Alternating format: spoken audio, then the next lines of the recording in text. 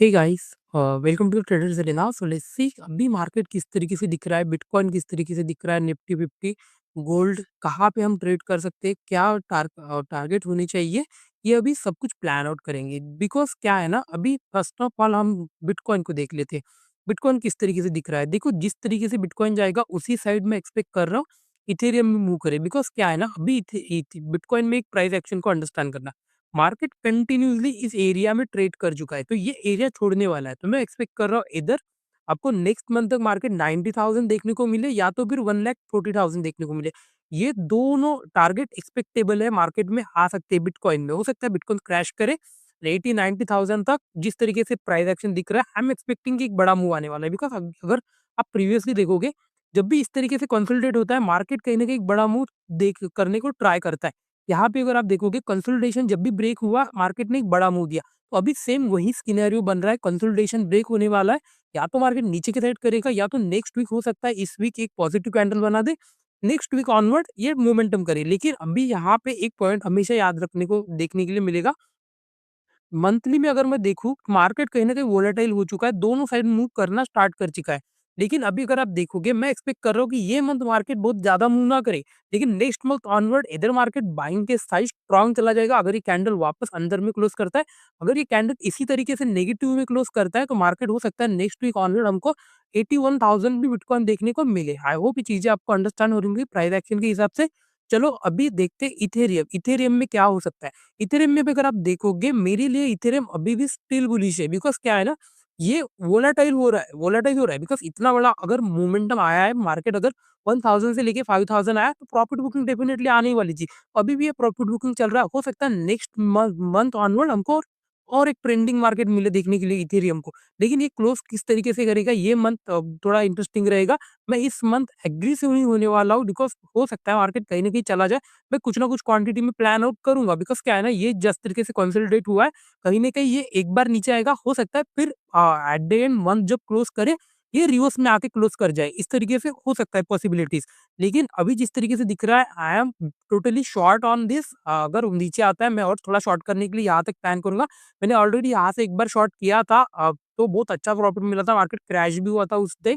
और फिर अगर मैंने कल अगर देखोगे, मैंने यहाँ से भी इथेरियम में ट्रेड बनाया था। पहले 1:10 के आसपास गया, फिर 1:4-5 वो मैंने निकाल दिया था उसको। उसके बाद मैंने अभी इसको ट्रेड नहीं किया, बिकॉज जिस हिसाब से दिख रहा है, मेरे लिए थोड़ा वोलेटिलिटी मुझे एक्सपेक्ट कर रही है। अभी अगर ये इसके नीचे आना स्टार्ट करता है, लेट्स से ये ग्रीन कैंडल के नीचे आना स्टार्ट करता है, मैं इसको शॉर्ट करना स्टार्ट करूंगा। लेकिन बहुत ज्यादा एग्रेसिव शॉर्ट नहीं कर सकता, बिकॉज क्या 3-4 कैंडल ऑलरेडी बन चुकी है। तो हो सकता है मार्केट कल पुल बैक वगैरह दे दे, इस तरीके से मैं एक्सपेक्ट कर रहा हूँ। तो क्वांटिटी थोड़ा कम रहेगा, नेक्स्ट वीक ऑनवर्ड मैं इसको एग्रेसिवली बाय या सेल करना स्टार्ट कर दूंगा। आई होप चीजें आपको अंडरस्टैंड हो रही होंगी। तो नेक्स्ट वीक कल संडे को हम थोड़ा एनालिसिस करेंगे, उसके बाद में क्या हो सकता है, क्या नहीं हो सकता है। चलो अभी गोल्ड देख लेते हैं। देखो गोल्ड में एक चीज हमेशा याद रखना, गोल्ड में एग्रेसिव बाय नहीं कर सकता। बिकॉज जिस हिसाब से दिख रहा है ना, कंटिन्यूएशन मोमेंटम में गया है। वीकली पे अगर आप देखोगे, इस तरीके से मूव कभी हुआ ही नहीं है गोल्ड में। अगर ये आप अगर देखोगे, मैंने यहाँ पे कुछ तो प्लान किया था बाइंग के लिए मैंने, लेकिन यहाँ पे निकाल दिया। तो इसके ऊपर मेरा एक्सपेक्टेशन नहीं था कि गोल्ड इतना दूर भी जा सकता है। बिकॉज मैं I am new in this market में, क्रिप्टोज में वगैरह न्यू, मुझे पता नहीं है कितना एक्सपेक्ट जा सकता है। क्रैश मैंने पूरा मतलब ऑलमोस्ट यहाँ से 70% क्रैश को पूरा होल्ड किया था। लेकिन इसमें मुझे नहीं एक्सपेक्टेड है कितना, हमें इसको ट्रेड भी नहीं ज्यादा करते, बिकॉज क्या है ना, 3:30 को सुबह उठना होता है, तो उतना टाइम ही नहीं मिलता है कि हर रोज जाके इसको ट्रेड कर सके। इसलिए बिटकॉइन ठीक है रहता है, 5:30 को ओपन होता है, तो उसके हिसाब से वो ठीक रहता है। तो इसमें अभी अगर आप देखोगे, ऑलरेडी बहुत बड़ा मोमेंटम हो गया। तो मैं जब भी ट्रेड करूंगा इसको, अगर मैं प्लान करने वाला हूँ, तो मैं इसको सेलिंग के लिए प्लान करूंगा, बाइंग में एग्रेसिव नहीं जा सकता हूँ। आई होप ये चीजें आपको अंडरस्टैंड हो रही होंगी। क्योंकि अगर आप मंथली में भी देखोगे, मार्केट स्ट्रॉन्ग बाइंग में चला गया।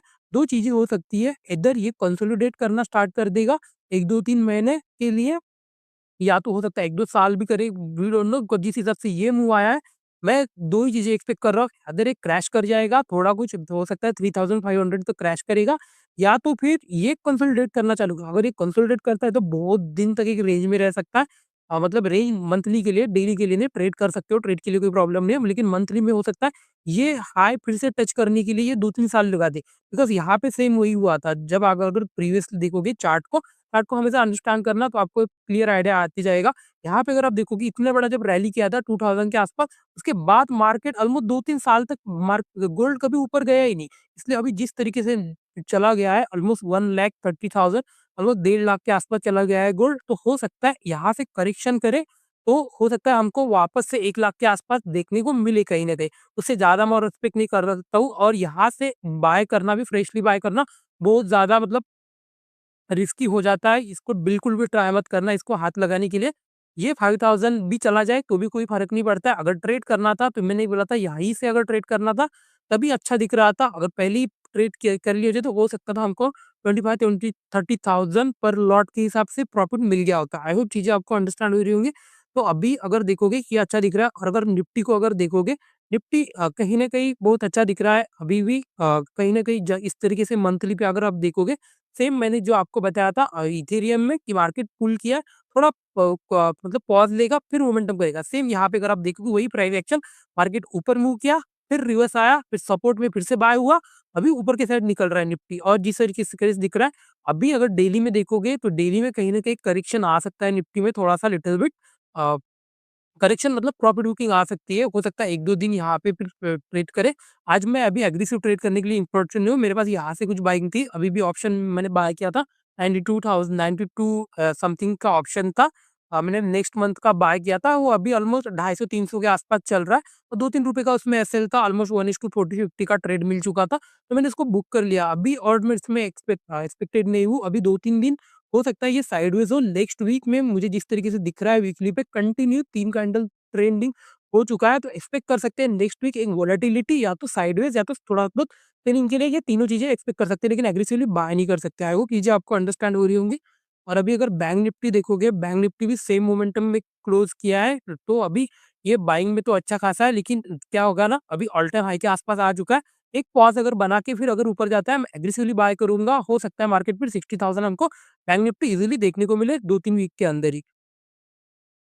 आई होप चीज़ें आपको अंडरस्टैंड हो रही होंगी। तो अभी जिस तरीके से दिख रहा है, मार्केट मेरे लिए अभी भी बुलिश है। बिटकॉइन भी अगर आप देखोगे, कहीं न कहीं वीकली में भले ही आपको थोड़ा सेलिंग के लिए दिख रहा होगा, लेकिन मंथली में अभी भी ये बुलिश है।